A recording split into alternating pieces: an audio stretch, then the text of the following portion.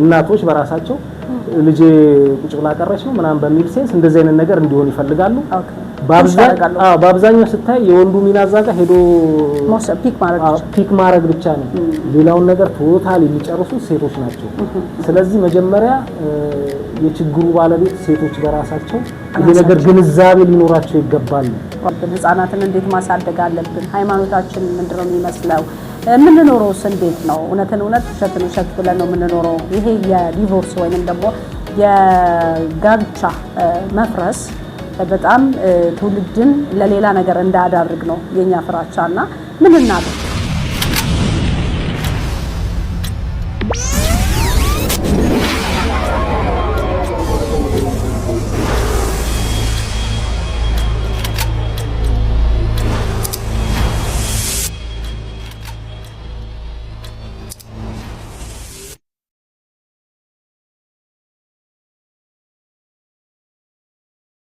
አሁን ወደ መጨረስ እየሄድኩኝ ነው። እስኪ እንደ ሳይኮሎጂስት ወይ ደግሞ እንደ ስነልቦና ባለሙያ አንድ ነገር እስኪ ልጠይቅ። ለምሳሌ ሳይኮና እምነት ቅድም አንስቼልሃለሁ። አንድ ሴት ወይ እኔ ልውሰድ፣ ለምሳሌ ጋብቻ ማግባት አልፈልግም፣ ለጋብቻ ያለኝ ነገር ብዙም አይደለም፣ ሌላም ሴት ሌላም ወንድ ሊሆን ይችላል፣ አመለካከቴ ትንሽ ብዙ ነገሩ ካየሁት ነገር የተነሳ ጥሩ አይደለም፣ ከሱ ይልቅ ብቸኝነት ይሻላል፣ እንደው ሰው ብቻውን ሲኖር እኮ እንዴት ሰላም አለው አይነት ነገር ላንተ መጥቶ ያወያይሃል። ይሄን ነገር እንደ ስነ ልቦና ባለሙያ ጸልይ ነው የምትለው ምንድነው? እስቲ የምትመጣ ብዙ ሰው እንደዛ ስትል እኔ እየሰማው ነው ብዙ ቦታ ራሴም ራሱ ብዬ ሰው ብሎኛ ቃል ጸልይ ቶሎ መጸለይ ያለብሽ ይሄ እኮ ስጋዬ ነው። አንደኛ አንድ እሱ ነው። ሁለተኛ የምፈልገው የምመርጠው ሰው እንደዚህ የሆነ ሰው ፈልጋለሁ። ለምሳሌ ፊዚካሉ እንደዚህ አይነት አነጋገሩ እንደዚህ አለባበሱ ስራ የሚወድ ምናምን ስትል እንዴ እግዚአብሔር የሰጠሽን ተቀበይ እንጂ ምንድነው ደግሞ እንደዚህ ማለት? እሱን እንደ እምነትና እንደ ሳይኮሎጂ ኦር እንደ ሳይኮ እስቲ እሱ ነገር በጣም ሁሉ ጊዜ ጥያቄ እየፈጠረብኝ ነው። ምንድነው እኔ የራሴ የወሰድኩት ነገር አለ፣ ግን እንደ ባለሙያ ካንተ ልስማ። አክቹአሊ ምን አለ መሰለሽ ነው ምን ተመክራለህ ምናምን ብትይ እንደዚህ ማለት አልችልም። ይሄ የሰው ራሱ ፐርሰናሊቲ ነው። ግን እኔ ጋር ሲመጣ እንደዚህ አይነት ችግር አለብኝና ለትዳር ፈልጋለሁ የሴንስ ነውና ያን ነገር እንዲኖረኝ ሜንታሊቲውን መከረኝ ብሎ ሊሆን ይችላል አመጣጡ። እንደዛ ከሆነ ያው ፍላጎት ስላለው ያን ሊሆንለት የሚችለውን አንዳንድ መንገዶችን እነግረዋለሁ ማለት ነው። ሶ አንዳንዴ ምን አለ መሰለሽ ኤክስፔክቴሽን ቅድም ብያለሁ። እንደውም አንድ ነገር ትዝ አለኝ ከዚህ በፊት ምናልባት አጫውቼሽ ሊሆን ይችላል። አንዱ ደላላ ጋር ሄድና እንትን ሚስት ይፈልጋል። ደላላ ጋር ሄድና ሚስት ይፈልግና ክራይቴሪያውን ይናገራል ለደላላው። ነገርከኝ። አንድ ረጅም የሆነች 8 ቁጥር የሆነች ቆንጂዬ፣ አፍንጫዋ ሰልካካ፣ ቤት ያላት ምናምን መዓት ነገር ዘረዘረና እንደዚህ አይነት እፈልጋለሁ አለ ለደላላው ማለት ነው። ደላላው ምን አለ? ይሄ ሁሉ ነገር ያላት ከመጣች እኔ ለአንተ አሳልፌ ልሰጥ ነው ለራሴ ተማረካት አለኝ። አረዘነኝ ማገባት በጣም ተመችቶኛል። እና አንዳንዴ የምንፈልጋቸው ክራይቴሪያዎች እኔ አንዳንዴ ተገቢ ናቸው ብዬ አላምንም። እንደዛማ ከሆነ ያ ሰው መጀመሪያውን ለምን ትዳር ውስጥ ይገባል? ሁሉ ነገር አሁን እኔ እንደ ሰውኛ ሳይሆን እንደ ባለሙያ ነው ለኔ የምታስረዳው። እንደ ባለሙያ እንትኑ ለገልጽልሽ ስለፈለኩ ነው። እንደዛ አይነት ክራይቴሪያ እንደዚህ 30 አይነት ክራይቴሪያ ደርድረን እንደዛ አይነት ሰው አንደኛ ነገር አለ ወይ ነው? የለም። ምድር ላይ እንደዛ አይነት ሰው አለ ወይ? እንደዛማ ከሆነ እኮ ወደ ፍጹምነት ሄደናል ማለት ነው። ገብቶሻል? ስለዚህ እንደኔ ክራይቴሪያ አያስፈልግም እያልኩ አይደለም። ቢያንስ 1-2 ክራይቴሪያዎች በቂ ናቸው ብዬ አስባለሁ።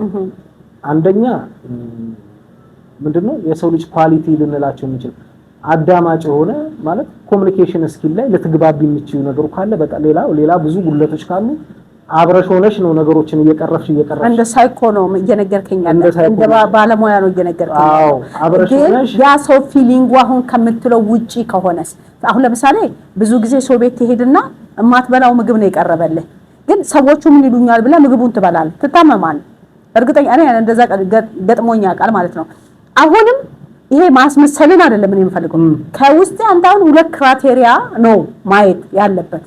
ግን ከዛ በላይ ከሆነስ እኔ ሴንስ ማድረግ ወይ ደግሞ እኔ የምፈልገው ፊሊንግ የሚሰማኝ ይሄ በገንዘብ የሆነ በምናምን ማታደር ጊዜ ምን የምታደርጋለ በቃ ነው እሱ ሰው ነው ከተባለ ምን ይደረግ እንደ ባለሙያ ሁለት ሶስት ብዬ መደምደሚያ አይደለም ገባኝ እንደ ባለሙያ መብዛት የለበትም እንደዛ ምን ፈልግ ከሆነ በእርግጠኝነት አናገኘውም ቆመን እንቀራለን የሚል ሴንስ ነው ያለኝ ግን አይቆም ማለትም ይቻላል እሱ ችግር የለውም ግን እኔ ፍላጎቱ ካለ ነው በነገራችን ላይ ፍላጎቱ ካለ ነው በነገራችን ላይ አንድ ነገር ለማድረግ የመጀመሪያው መነሳ የልብ መነሳሳት ነው ሌላ ነገር አይደለም ልብ ካልተነሳሳ ሰው ስላለን ወይ ስለሰገለፋን ምናምን ወይም ጥሩ ሰው ስላገኘን አንገባበትም ትክክለኛ የውስጥ ፊሊንግ ነው እሱ ነው ፊሊንግ መኖር መቻል አለበት ማለት ነው ግን ፊሊንግ ኖሮን ደግሞ ልዩነትን መቀበል መቻል አለብን አብረን ልናስተካክላቸው ጥቃቅን ነገሮች እስካሉ ድረስ ያን ነገር አክሴፕት ብናረገው እንደኔ ችግር የለውም የሚል ነገር ነው ገብቶሻል አንዳንዴ ብዙ ጊዜ አይተሽኮነ በጓደኝነት በጣም ረጅም ዓመት ይቆዩና ልክ ሲጋቡ የሚፋቱ ሰዎች አሉ አልቆ ማለት ነው የሰው ልጅ ማለት እኮ ልክ እንደ አንኮንሺየስ ማይንድ ነው አንኮንሺየስ ማይንድ ማለት እያነበብሽ ያለፍሹ መጽሐፍ ማለት ነው ሁሉንም ባንድ ያሸመድጁ ይሄ መንፈስ ነው መጸለይ አለብ ለምንድነው ማታገባው የሚባለውና ይሄኛው እስቲ ሁለቱን እንትን ንገረኝ ለምሳሌ እኔ ማግባት አልፈልግም ባላገባ ደስ ይለኛል በቃ እንደዚህ ተመችቶኛል አሁን ይሄ የምኖረው ላይፍ በጣም አሪፍ ነው ከእንደዚህ የተነሱ ነገሮች ሳይ በቃ ራሴ ይሄ ነው የሚሰማኝ ቢል አንድ ሰው ጸልይ ነው የምትለው እንደ ሳይኮሎጂስት ምንድን ነው እኔ ጸልይ ማለትም እንደዛ ማለት ነው ግን ያ ሰው እኔ ጋር መጥቶ የግሉን አስተያየት ሰጥቶኝ ከሆነ የግሉን አስተያየት መቀበል ግድ ነው ግን የኔ አስተያየት ደግሞ ቢሆን ብዬ የሆነ ነገር እለዋለሁ ነገር ግን ይሄ ችግሬ ነው ብቻዬን መኖር ነው እየኖርኩ ያለሁት ይሄ ችግሬ ነውና ቢቀር እንደዚህ በመኖር ደስተኛ ነኝ ካለክ ምንድነው የምታረው ደስተኛ ነኝ ሰው ካለ የግል አመለካከቱን መቀበል ግድ ነው አንደኛው ለሰነል ጎዳ አስተያየት መቀበል ግድ ይሻል ግን እንደኔ ግን ብለሽ ከቅርበትሽ አንፃር ግን ትመክራለህ ለምን ምክር ፈልጎ አይደለም አክቹአሊ ያ ሰው ይመጣ ፈልጎ ከሆነማ በንጹህ ልብ በመቶ ተማምነሽ ማለት ያለብሽ ነገር እዚህ ጋር ግን የግሉን አስተያየት ነው የሰጠው የግሉን አስተያየት ማክበር ግዴታ ነው ቴንክ ዩ አይ በጣም ጥሩ ነው የምፈልገውን አሳይተኛል ቴንክ ዩ በጣም አመሰግናለሁ እንግዲህ እንዳያችሁት በጣም ብዙ ነገር እንዳዳመጣችሁም እንዳያችሁም ብዙ ነገሮችን አንስተናል በትዳር ዙሪያ በማህበራዊ ጉዳይ ስለ ቴክኖሎጂ ብዙ ነገር ነው ያነሳነው ጥሩ የሚገራርሙ ሐሳቦች ሊገነቡ የሚችሉ ከብዙ አመት ልምድም የተነሳ ምክርም እንደ ውይይትም ብዙ ነገሮችን አንስቶልናል በጣም እናመሰግናለን በፉልባያ ሾው ስም በጣም ነው እናመሰግነው ከዛ ሀገር መተዚህ ድረስ ይሄንን ለትውልድ ሊሆን የሚችል ሐሳብ አለኝ መልክቶች አሉኝ ትውልድ ሊቀየር ይገባል በዚህ መቀጠል የለብንም የሚል ሐሳብ ይዞ መምጣት ቀላል ነገር አይደለምና በጣም እናመሰግናለን ደግመን በመቀጠል እስቲ ረጅም አመት 10 ምናምን አመት የሥራ ልምድ አለ ትልቅ ኤክስፒሪየንስ ነው ማህበረሰብ ውስጥ ነው የምትሰራው እንዲሁም ደግሞ በሴቶችና በህፃናት ሌሎች በምትሰራባቸው ነገሮች አሉ እዛ ውስጥ ብዙ ቻሌንጆች አሉ እስኪ እንግዲህ ሰው ልጅ ውጣ ወረድ ይኖርበታልና ስራ ውስጥ ሲኖር ከብዙ አይነት ማህበረሰብ ጋር ነው ስንሰራ የምንውለውና እስኪ ያጋጠሙ ገጠመኞች ሊያሳዝኑም ብቻ የሚያስቁ ቢሆኑ እስካሁን ድረስ እንግዲህ ጸጥ ብለን ስለቁም ነገር ነው እያወራን የቆየነውና ብቻ ሊያስቁ የሚችሉ የምትመክራቸው ምክር የሚፈልጉ ሰፖርት ሊደረጉ የመጡ ሰዎች ሊሆኑ ይችላል አላቅም ማህበረሰብ ውስጥ ስታገለግል ሊሆን ይችላል አይ ከተባለም ደግሞ የሚያሳዝንም ቢሆን የሆነ ስቶሪ ያስፈልገናል ካለክ ባክ እንደገጠመኝ ሳይሆን ሌላ ሰው እንደቀልድ እንደገጠመኛቸው ሰሞኑን እንቀጥል አክቹአሊ ያው ስልጣላ ነው ከልጅቷ ጋር የተገናኘ ነው እሷ ስትል የሰሞኑን አንዴ ምንድነው ምናልባት ላዘበራረቀው ምናምን ይችል ይሆናል ችግር የለውም ያው ባልና ሚስት ናቸውና ያው ይፈራራሉ ሴክሹዋል ነገር ላይና ይፈራሩና ምን እናርግ ብለው ያው መመካከር ጀመራል አይ በቃ ምን እናርግ ማለት አሁን ስትፈልጊ የሆነ ምልክት አሳይኝ ይላል ግራ ገብቶት ማለት ነው ስለዚህ ምን እኔ ወራታችሁ በመልክት ምንድነው ሳይላንግራቻ ሊሆን ይችላል እና አይ እኔ የምፈልግ ቀን ገንፎ ነው እንሰራል ምግብ ትለዋለች እሺ ከዛ በማግስቱ ተጀመረ ሲመጣ ገንፎ ነው እሺ ያው ፍላጎት አላት ማለት ነው ወደ ፍቅሩ ይሄዳል። አሁንም እነሱ ሲያወሩት እንደው በጣም ደስ ነው የሚለው። ሁለተኛው ቀን ሲመጣም አሁንም ገንፎ ነው። አሁንም ሶስተኛው ቀን ሲመጣ አሁንም ገንፎ ነው። ከዛ ሰውዬ ይጨነቅ ጀመረ። ከዛ አራተኛ ቀን ላይ ሲመጣ ልጁ አለ ልጁ በር ላይ አለ እና ቤቢ ብሎ ጠራውና እስቲ ቀስ ብለህ ግባና እማዬ ምን እየሰራች ነው ብሎ አራተኛው ቀን ኧረ አባይቻለሁ ገንፎ ነው ሲባል ያ ሰውዬ ነው ብሎ ወደ ቤተሰቦቹ ጋር ነው ምናምን ጠፋ አይነት ሲስ እንደው የሚቀጥሉ ነገር አለውና እንደዛ አይነት ነገሮች ሆነ ቀን ሰንቻል እንደውም ቆርጠውም አልቀርም የሆነ የሚቀጥልም አለ ድንገት ስለሆነብኝ ቢቀርብኝ ኖሮ አለ። አዎ ስለዚህ ምን አደረገ ገንፎ ነው ዛሬም ብሎ በዛው ልጁን አባ ዛሬ አልመጣም ብሏል በል ነገር አለና በዛው ላጣለ ይባላል።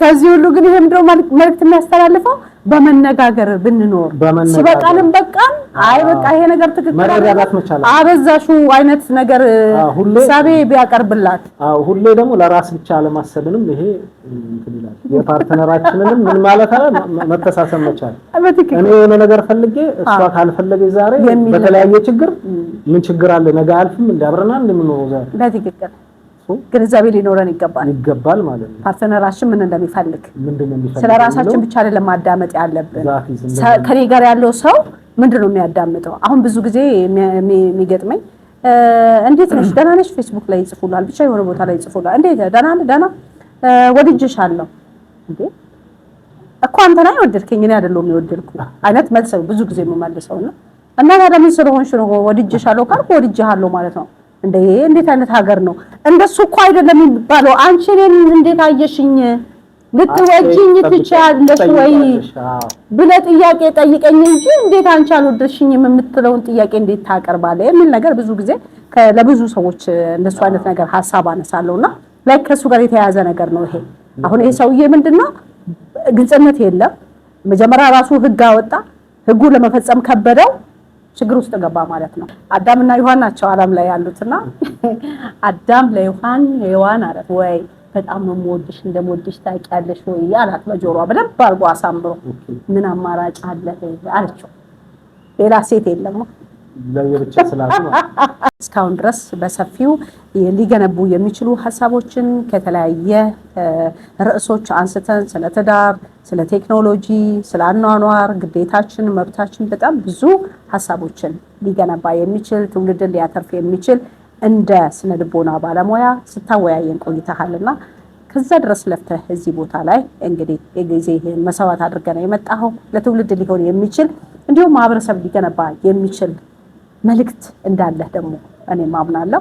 እስቲ መልእክትህን። እሺ አክቹአሊ ያው በዚህ ስራ ረጅም አመት ብቆይበትም ያው ወጥቶ ግን ሚዲያ ላይ ነገሮችን ከማስተላለፍ አንፃር ብዙም የሰራሁት ነገር የለም። አሁን ቅርብ ጊዜ ዩቲዩብ ቻናል የከፈትኩት አለ። ያው ቲክቶክ ላይ አንዳንድ ነገሮችን እለቃለሁ አጫጭር ነገሮች ቢሆንም ግን ያው ሊያስተምሩ የሚችሉ ነገሮች ናቸው። ያው ዩቲዩብ ቻናል ላይ አዲሱ መስ የሚል ነው how to live easily and psychologically የሚል ዩቲዩብ ቻናል ከፍቻለሁ።